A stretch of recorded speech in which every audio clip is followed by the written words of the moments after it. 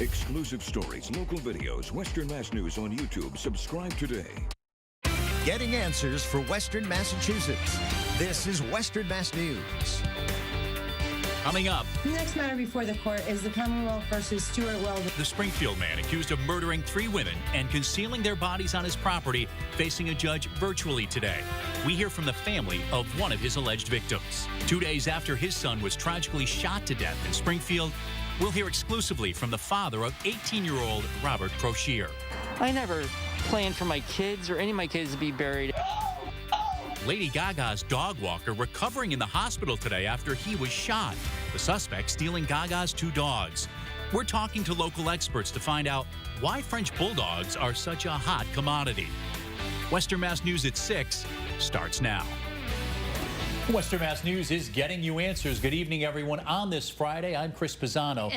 We begin with a story you'll see only here on Western Mass News. I'm Jordyn Jagolinzer. Stuart Weldon, the Springfield man accused of murdering 3 women and hiding their bodies on his property, appearing before a judge in a virtual hearing this morning. Now, the brother of one of those victims is speaking out on the length of time it is taking for the courts to try this case. Western Mass News reporter Audrey Russo is live for us in Springfield with the exclusive details. Audrey. The court acknowledged just how long it's taken for this case to make its way through the system. But for the families who are waiting for Weldon's day in court, they say closure has taken far too long. 11 nonstop minutes of news and weather. Western Mass News, 11 at 11. Coming up, all eyes are on Capitol Hill tonight as the House takes on the next COVID-19 relief bill. And another COVID-19 vaccine gets one step closer to shipping out across the country.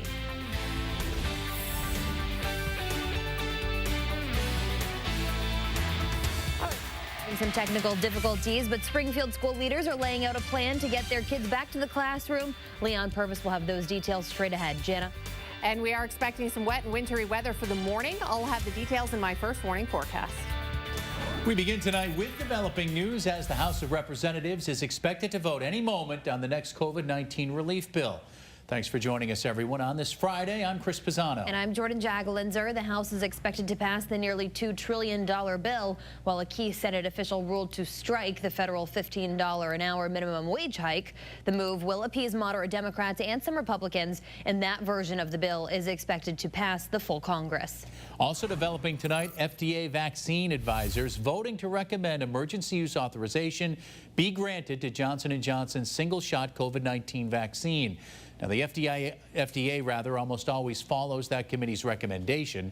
Then the CDC will meet Sunday to vote on approving the vaccine for distribution. The federal government has 4 million doses ready to be shipped if it is authorized. Also developing, Springfield Public Schools announcing plans to bring elementary school students back to the classroom for in-person learning. Western Mass News reporter Leon Purvis is in Springfield with the very latest. I don't mind it. I know my daughter's excited about it because she does miss being around her friends, but I don't think she's prepared for what she's going to see.